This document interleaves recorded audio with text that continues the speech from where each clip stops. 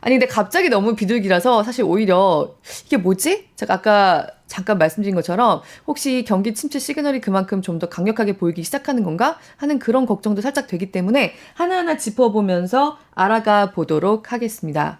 네, 일단 점도표를 네. 파월의 입보다도 점도표를 좀 자세히 봐야 된다 이런 얘기가 요새 계속 나왔었어요. 네네. 그러면서 사실상 점도표에서는 내년에 인하 한 번 정도에 그치는 모습으로 좀 나오지 않을까 네. 그런 얘기를 사실 어제까지도 했었거든요. 그러니까 네. 너무 시장을 풀어주지 않기 위해서. 네네. 그런데 점도표 상으로도 사실 그동안 시장이 전망했던 것과 거의 비슷한 수준의 인하를 점치는 점들이 나왔어요. 좀 분석 좀 해주시면. 네. 점도표를 보시면은 일단은 뭐 사실 기존의 점은 기존의 그 점도표의 그 9월달 왼쪽 차트를 보시면 이게 9월달 거고요. 오른쪽에 이제 12월 겁니다. 9월 보시면은 사실 9월 같은 경우 기준으로 보면은 올해 한 차례 추가 인상이 있었어야 됐고요.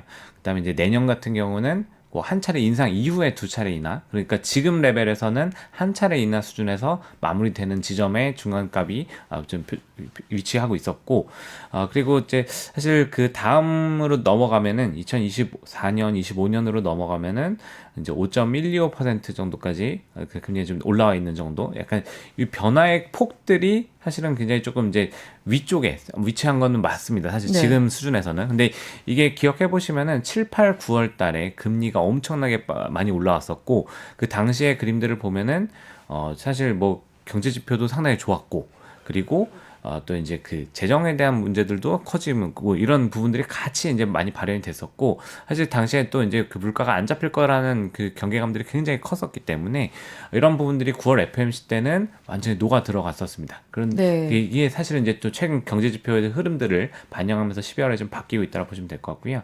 2024년께 이제 사실 뭐 가장 중요하겠죠. 2024년 걸 보시면은 사실 한 스텝 더 앞으로 가서 6월 거를 보시면 그 위에 텍스트로 저희가 좀 정리를 해놨는데 6월 수준으로 그냥 돌아갔습니다. 이게 사실은 보시면은 6월 달에 이제 4.5에서 4.75 수준, 그러니까 지난 지금 수준에서는 사실 세 차례 인하하는 레벨입니다. 세 차례 인하한 레벨에 있었는데 요거를 한번 끌어올렸다가 다시 제자리를 돌려놓는 이런 그림들로 보시면 될 것 같고요.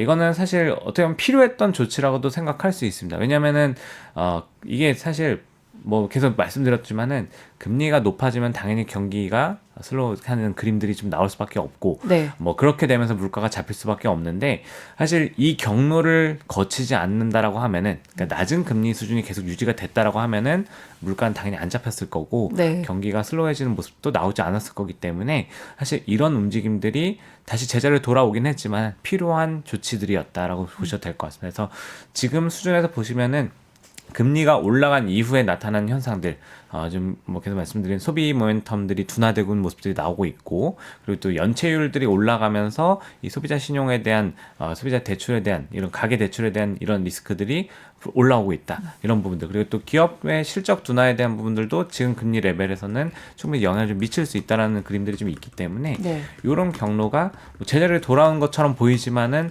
사실 연준 입장에서는 정책을 실제로 움직임으로써 나타난 얻을 수 있는 효과였다, 좀 이렇게 좀 보셔도 좋을 것 같습니다. 근데 그렇다고 하면 어쨌든 이 정도로 이제 우리는 정책을 전환한다, 이제는 인하 방향으로 가겠다고 얘기를 해도 다시 물가가 오르는 모습은 나타나지 않을 거다라고, 혹은 그럴 가능성이 조금 작은 편이다라고 어느 정도 판단이 섰다는 걸로 생각할 수도 있잖아요. 네네. 그러니까 오늘 얘기한 것들을 보면은 사실 뭐 금리 수준이 어쨌든 뭐 기업 경영 활동에, 경제 활동에 영향을 미치는 영역까지 올라왔다, 뭐 이런 얘기들도 했었고요. 그리고 물가에 대해서도 어쨌든 이런 부분들이랑 영향을 미치면서 뭐 아까 이제 뭐 옐런 그 재무장관이 말씀하신 것처럼 목표에 좀 근접해 갈 거다, 이런 얘기들을 하긴 했습니다. 그래서 지금 상황에서는 어쨌든 이 레벨의 변화들이 좀 이제 그 필요한 상황으로 조금씩 얘기를 하고 있다라 보시면 될 것 같고, 다만 또 한 가지 이제 계속 오늘 많이 나왔던 단어 중에 하나가 이 totality라는 단어가 굉장히 좀 많이 나왔습니다. 기자회견을 얘기를 하면서 많이 나왔었던 부분이고요. 아마 약간 최소한의 방패가 아니었나 싶습니다. 그러니까 금리 인하 시기에 대한, 그러니까 시기에 이제 고민이 이제 될 수밖에 없는 상황이기 때문에 시기에 대한 질문들을 직접 자꾸 이제 기자들이 파고 들어갈 때마다 데이터를 종합적으로 살펴봐야 한다, 이런 얘기들을 계속 했고요. 그러니까 이런 그림들은 사실 어쨌든 일말의 우려는 좀 남아 있는 부분들이 조금 이제 파월 회장 입장에서는 좀 이렇게 표출이 된 게 아닌가라고 좀 보실 수 있을 것 같고 이거는 사실 이제 저희가 이제 한 발 앞서서 어제 이제 하루 그 이틀 전에 이제 10일에 이제 CPI를 저희가 봤잖아요. 네. CPI를 볼 때도 보면은 사실 이제 저희가 이제 가장 이제 고민을 하는 거는 서비스 쪽이죠. 그러니까 서비스 쪽인데 서비스 쪽, 그러니까 왜냐하면 상품 가격 같은 경우는 사실 이제 경기가 올라가고 내려가면 사실 수요 쪽에서의 조절이 지금 이제 될 수 있는 영역들에 들어갔고 물론 이제 지정학적 리스크의 위험에 조금 노출된 부분이 있지만은 사실상 영향이 많이 낮아졌기 때문에 지금 이제 경기에 대해서 이제 자연스럽게 조절이 될 건데 서비스 같은 경우는 조금 이제 임금 쪽에서 나타나는 변화들 그리고 네. 말씀하신 것처럼 금리가 너무 빨리 내려왔을 때 주택 가격들이 영향을 받으면서 또 이제 시장에서 조금 이제 그 주거 비용 쪽에 영향을 좀 미칠 수 있는 부분들. 사실 주거 비용 같은 경우는 사실 이제 그 지난 CPI에서도 조금 생각보다 좀 높게 나온 모습들이 좀 있긴 있었기 때문에 네. 이런 과정들이 이제 약간 속도에 대한 그러니까 시기를 결정하는 데는 분명히 영향을 줄 수 있다. 이렇게 좀 보시면 좋을 것 같습니다. 지금부터는 사실 시기와 횟수, 그러니까 방향에 대해서는 어차피 사실 저희가 예측했던 부분들이긴 하고 인정을 했던 부분이기 때문에 이제 시기와 횟수에 대해서 좀 저희가 살펴볼 필요가 있다. 이제는 이런 고민으로 좀 바뀐다라고 보시면 될 것 같습니다. 근데 또 하나는 사실 우리가 지난 1년 동안 봤을 때 우리의 느낌은 시장이 그러니까 오늘도 당장 FOMC 결과가 이렇게 나오니까 증시가 저렇게 사상 최고치 다우 같은 경우는 사상 최고치를 찍고요. 네. 바로바로 이렇게 환호하는 모습을 보이잖아요. 네. 근데 지난 1년 동안 연준은 바로 이거를 제일 경계한 것처럼 좀 보이거든요. 네, 네. 경기가 과열되고 시장이 과열될 때마다 찬물을 끼얹는 그런 역할을 지난 1년 동안 한 것처럼 보이는데 오늘 새벽에는 네. 좀 과열돼도 괜찮다는 식의 멘트도 좀 있었어요. 네. 그죠? 그러니까 이거 시장 경기가 과열되면 어떡하냐는 식의 질문이 나오니까 그냥 장기적으로 금융 여건이 목표에 부합하면 된다. 네, 네. 증시 좀 올라도 괜찮다는 그런 뜻으로 받아들여도 되는 겁니까? 네, 그래서 사실 네. 그런 부분들이 이제 저희가 예측했던 부분이랑 가장 달랐던 네, 부분으로 네. 보시면 좋을 것 같고요. 어제도 계속 말씀드렸지만은 이게 너무 이제 정책 효과들이 사실 지금도 보면은 정책의 효과를 더 살펴봐야 된다라는 식의 얘기들은 분명히 있습니다. 있는데 약간 지금 그 살펴보면은 거의 뭐 이걸 그냥 제거를 하고 가는 이런 수준이기 때문에 지금 약간은 조금 이제 여지는 조금 남겨도 약간 제가 볼 때는 사실 이후에 그러니까 인터뷰나 이런 것들을 통해 가지고 약간의 수정을 하려는 시도는 좀 하지 않을까 싶긴 합니다. 네. 지금까지 패턴들을 봤을 때는. 네. 다만 이제 지금 파월 회장이 얘기하는 부분들은 지금 어쨌든 경기가 그 방향성에 대해서 조금 이제 그 낮아지고 있는 눈높이가 낮아지고 있는 부분들은 분명히 있기 때문에 이런 과정들을 오히려 조금 더 얘기를 하고 싶었지 않나. 그러니까 정책 변화에 대해서 어쨌든 예고를 하고 들어가야 되는 부분들, 커뮤니케이션을 하고 들어가야 되는 부분들에 대한 예고 수준이었고 이후의 그림들은 사실 이제 미세 조정에 대한 부분들이 분명히 진행이 되지 않을까 생각을 하고 있고요. 저희 말씀하신 김에 이제 저희가 CM 패드워치를 통해 가지고 저희가 좀 데이터를 한번 더 추가로 보시면은. 지금 여기 보시면은 이게 굉장히 또 이 하루 이틀 이번 주 초랑 또 굉장히 많이 바뀌었습니다. 네.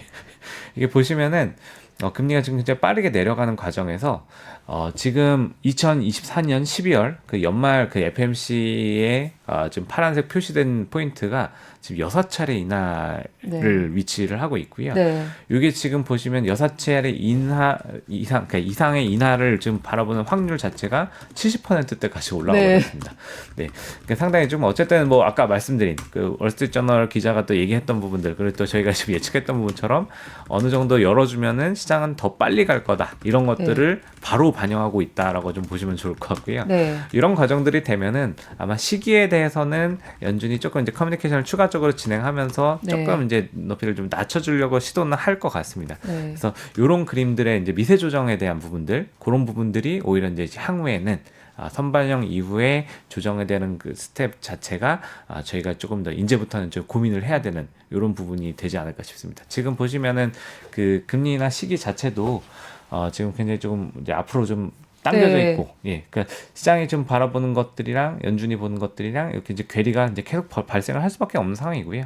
어쨌든 시장은 사실 그 자기의 포지션들을 이제 구축하는 데 있어서 한 템포 앞을 바라보면서 먼저 가 있는 습성이 있기 때문에 이런 과정들이 이제 경제에 어떻게 영향을 미칠지 이런 것들은 이제 아까 뭐 파월 회장이 많이 썼던 그 토탈리티라는 그 단어를 통해서 이게 실제로 워칭이 되면서 좀 조정이 좀 되지 않을까 좀 이렇게 보시면 좋을 것 같습니다.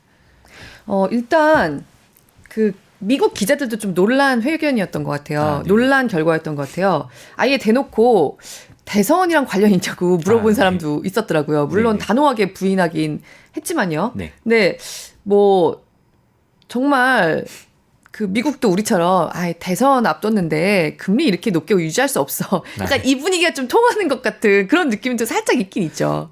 네, 뭐 그런 부분도 뭐 일부 있을 것 같습니다. 왜냐면은 뭐 사실 재작년 같은 경우에 이제 물가가 안 잡힐 때 사실 뭐 미국 같은 경우도 지금 그 뭐 바이든 대통령이 백악관으로 불러들여서 같이 물가 대응에 대한 이런 정책들을 논의한 부분들이 있었기 때문에 뭐 아예 배제는 할 수는 없겠지만은 사실 뭐 그런 부분 분위기보다는 그래도 지금 경제 상황에 대한 조금 이제 무게 중심이 더 크지 않았을까 생각을 하고 있습니다.